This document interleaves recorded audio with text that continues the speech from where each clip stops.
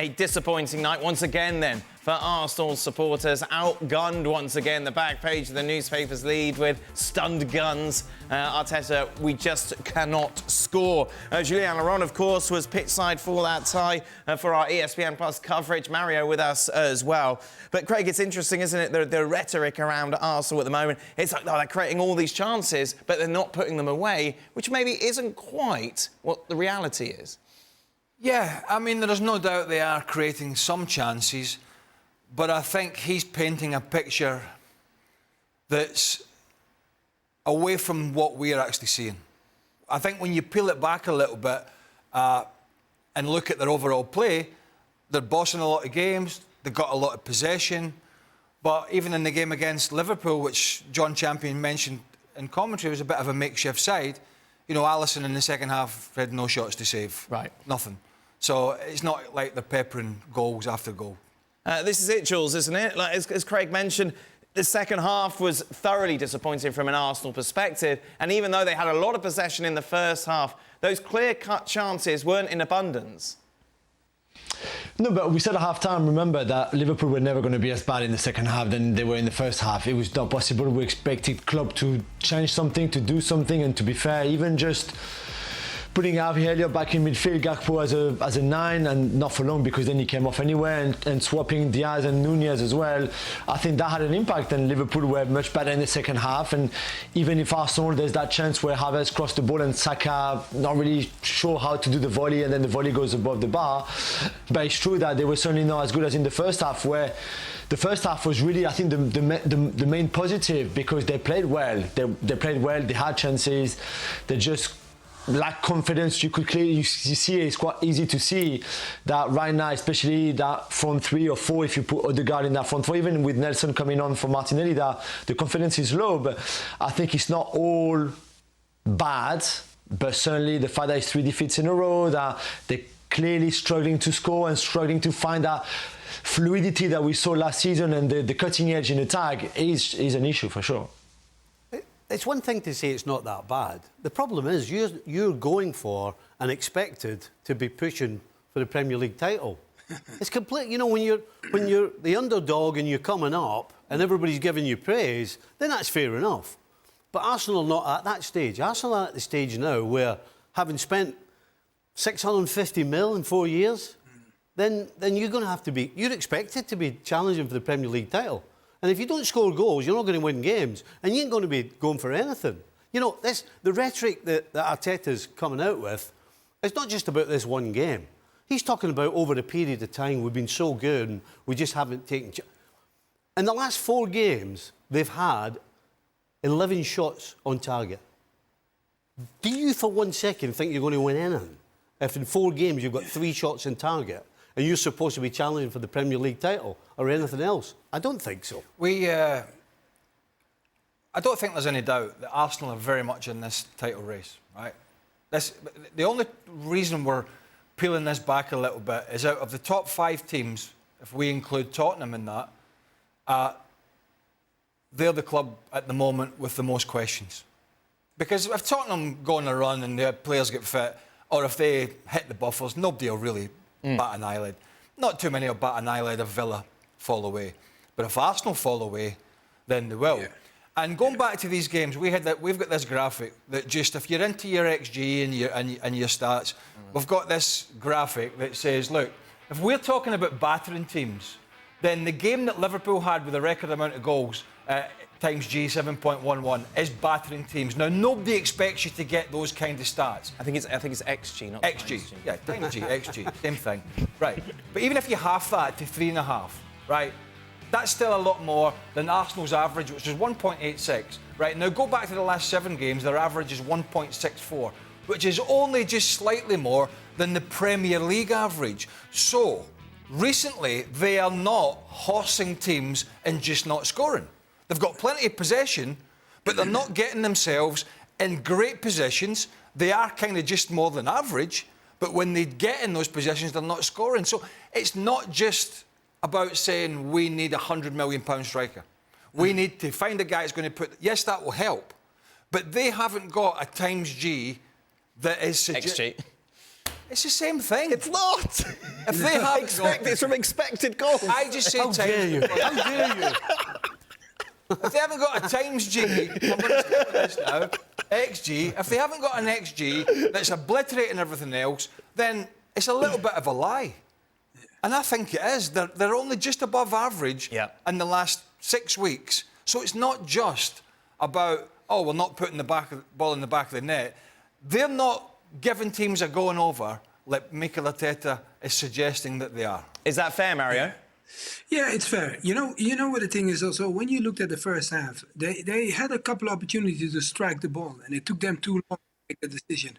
Havertz said a couple of times that like the ball comes to him, he waits, and then, you wait a couple of seconds. When you're around the box, and if you're ultimate striker, you hit that ball really quickly.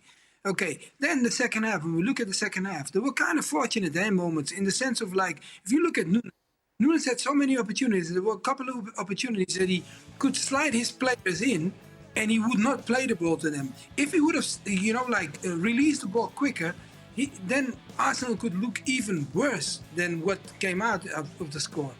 And away from that, remember, this is now, last season, they were doing incredible things. A big surprise. Now we're in the same situation. That's why at the beginning of the season, we talked about it, and I said, let's wait till the winter comes. And we're in the winter now. And look what is happening. I don't want to say they fall off already, but they clearly are looking for something. And if your manager, and I saw the way he was talking, he looked very emotional. And you could say it's not, but that is also the culture where he is like. But the emotional sense of, like, he was almost asking, like, I need my goals now. But he also does not know where they're going to come from, because the guys like Saka and, those were the guys that were scoring goals. There were 10. There was a point at the last season, there were 10 assists, 10 goals. There were numbers that everybody was like, wow. And now they're missing that. So those are the key things with Arsenal now. It's not only your striker, but the whole team needs to produce more goals. And if they can't, that's why they're looking so vulnerable at the moment.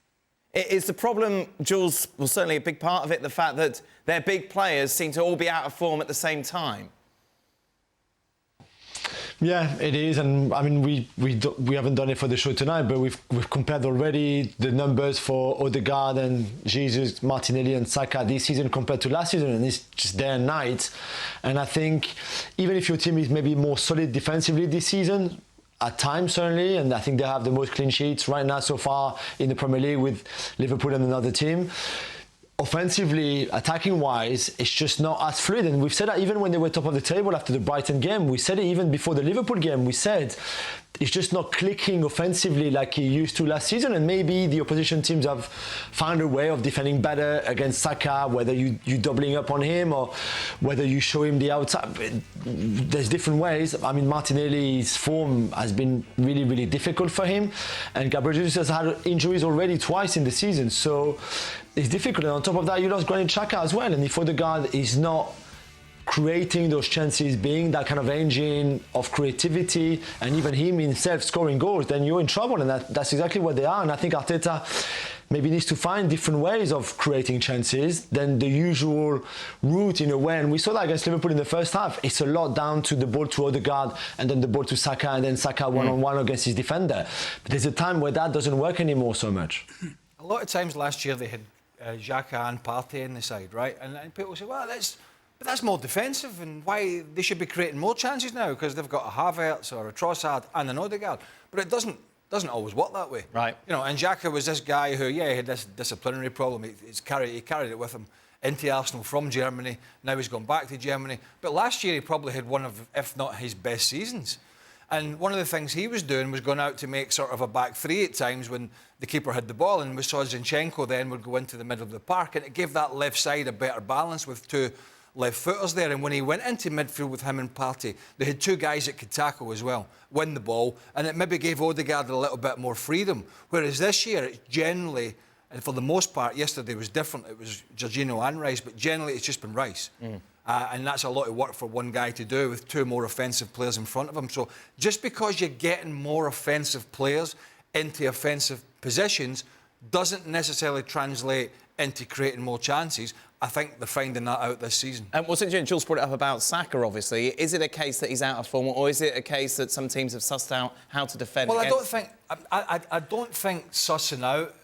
I think you could just say the more experienced he gets, the more of a marked man he is. Right. Now, we know he gets a lot of treatment, so do a lot of players, and players are looking to rattle him. You can see clearly recently he has struggled. Yeah, he's getting plenty of shots away in the 7 games that he's played, but he's not very productive with it, and he's not looking a threat in front of goal. And look, I said yesterday during the game, you know, sometimes Joe Gomez is a pretty good one-on-one guy. Yeah. When he's defending, we can, you know, sometimes Gomez is in the wrong position as a full-back. I know he's playing left-back yesterday or whatever. He gets caught maybe sleeping at the back post. But one-on-one, he's big and he's strong and he's quick, and it was always going to be difficult for Saka. But a lot of teams are doubling up on him. Right. A lot of teams are doubling up on him, and he's finding that difficult. And I think he might have to get to a point where he's pulling players, and the best players do this, where he's dragging 2 or 3 players in, and then he's feeding the ball off nice and early. And Arsenal are utilising that extra body, and others are going to go and take up the mantle. But they're going to have to do that. If you're Arteta, what are you saying to Saka, Stevie? He's going to have to. He has to make better decisions. You know, again, we've just shown the XG and used that stat. Times. Times. And we used that stat, but then we just showed that Saka's had 29 shots. Now, somebody looking at that will go, well, if he's had 29 shots, the problem is 20 of those shots are bad decisions because there's no way that they're hitting defenders' legs or hitting a defender's body, or the shot's just not on, and they're doing things they shouldn't be doing. Plus, you add that to teams are sitting deeper. You know, last season, with extra space and the pace that Martinelli has and Xhaka has and the way Odegaard could pick a pass, it was perfect for them. But this year, everybody, including Liverpool, in this game yesterday, are sitting a bit tighter. So there's less room. There's less room to manoeuvre, which is probably a reason why he's got 29 shots and it's hitting everything but the back of the net. I might be wrong, but I think, maybe I'm wrong on this. I just look at it like he's a player who has just lost a wee bit of confidence and he's doubting himself a little bit, because I'm not talking about the one he shanked yesterday at the back post in the second half, which wasn't great. But how many times have we seen this super talented guy at the moment beating defenders? Right. It seems to me at the moment he's coming back in a lot on his left foot, and he's not. I'm not seeing him a lot recently drop the shoulder and go away from a fullback and really get in behind and make the difference. It's just that part of his game. He's just lost that little burst of pace at the moment, and maybe that's just confidence or whatever it is, or he's feeling the heat of the amount of games that he's played in the last 18 months. I don't know, but I think there's one thing for sure: if Bukayo Saka continues to struggle, it's going to be a difficult pathway to see Arsenal winning this title. Why aren't we seeing in taking on players more, Mario, as we're accustomed to, of course, throughout his career?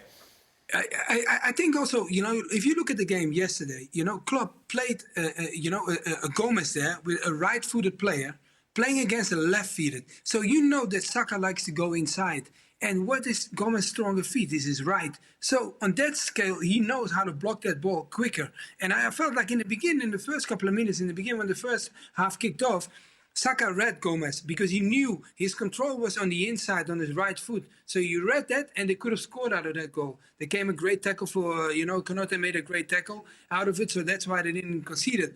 But then after that, it was that race that we talked about, the 1v1. That moment is like, it was the mental challenge, because when you as a fullback play against your attacker, it's a mental thing. It's ego against ego. How far are you willing to take me? And he would not take Gomez on in a way of like bringing the challenge to him, because he's got to run more with the ball. And one of the keys that Stevie said is that they drop deeper to make it harder for him. Because there is no space. You know, like normally, that's his strength. His strength is running with the ball and setting others up. And also the opposite side, you know, normally it was left and right for them. Now all the eyes are focused on him. People are expecting him to break things open. And I think, you know, that comes down to is more challenge on him and more expectation. And the talent he has, it's also normal. But then it comes down... It's going to be really, really tough for him if his team is not producing more and everybody's just focusing on him. It's going to be really, really hard for him. Plus, Ben White is solid. Centre-half, playing full-back, has done for quite a while now. He's solid. But you don't really... He's not what I would call a full-back who you have to really worry about. I mean, you got to keep him in your thoughts and where is he. But he's not a marauding... He's more of a solid guy at the back there. So you kind of can concentrate a little bit on the threat that Saka's given with keeping half an eye on your full-back. It's not like it's Kyle Walker flying up and down the wing, you know, for 90 minutes whipping balls in, or Trent Alexander-Arnold getting forward, as we know. So that kind of negate... Yeah, it should give them a little bit more strength at the back. But although Ben White does get forward, he's not an attacking fullback that the other teams really have to concern themselves about. So they've gone away now for warm weather training and until their next game, which you said, what, 12, 13 days away. What do you focus on if you're Arteta? How do you handle these next couple of weeks? Finishing. Just that's it. Yeah, yeah. I mean, I think they're going to have to do a little bit of work defensively. Right. You know, Craig saying that Ben White ultimately is erring on the side of caution defensively because they were really tight. But just recently, they haven't been. They've been letting goals in. So they'll need to do a bit of work with the back line. But yeah, 100%, get on the finishing drills, get everybody with a smile. Any footballer doing finishing drills will have a smile on their face. OK, unless they're missing. Apart from Havertz. well, you should at this level when you're doing finishing drills, you should be making the goalie save it. Let me put it that way. I got to stop and they will be, by the way. But really, to me, it's down to form. Right. You know, it's not. We spoke about it yesterday. It's nothing to do. I don't think it's anything to do with tactics. It's to do with form. But can this 2 weeks help? Yes. Yeah. Takes you away. Right. Gets it out your head. Yeah. Get a bit of sun and go and enjoy yourself, and then you come back fresh and with a clearer mind. It absolutely works. We should all do that. Yeah, nice. well, let's do it. You're a man that loves going for a bit of sun. Oh, Yeah, exactly. Last word on this to you, Juls. for it. Yeah, no, I agree with Stevie. I think they will come for a few days. Some of the families have travelled as well to Dubai. I think it's going to be good. They did it last season too. A lot of Premier League clubs are doing it. And I think it's the right time. Well, if you don't play this weekend, of course, everybody will have the 10-day break at some point in January, which I think is a good thing because a lot of teams, not just Arsenal, but I think a lot of teams, a lot of players can do with a bit of a rest at some point. Jules, you should see Stevie's face when they said some of the families have gone with them. What's wrong with that, Stevie? Well, because one of the benefits generally when you go away as a team is you're all together. Right. I mean, everybody laughs when you go, well, it's bonding. I mean, it sounds... But it is. You get together and you spend time together and there's all different conversations that end up coming out. You can't do that when you've got the family there. I don't think they'd be there all the time sitting next to them, will they? I mean, they go home every day at lunchtime. Why do you need to bring the family away with them? I really don't get it. I really don't get it. And I'm not... I'm sure you did some Christmas parties too at that time. Oh, dear. Yeah, but you understand what I'm saying. Players can't be away from their families. To have all the players away together for 4 days, 6 days, whatever it is, part of the reason is to get them together. Right. To spend time together. Yeah. Well, listen, families there are families not there, whatever it is. I'm with Stevie to a certain extent. I don't quite understand that, but that's what they do, right? That is what they're doing. What we do know is the Premier League title is unlikely to be coming back towards them. Right. They're going to have to go and earn it this second half of the season. And that means a big improvement in what we've seen. They're capable of doing it. There's no way we're writing Arsenal off. But at this moment in time, after last year's excellence for 80% plus of that season, Mikel Arteta finds himself in a bit of a quandary at the moment with his team selection going forward.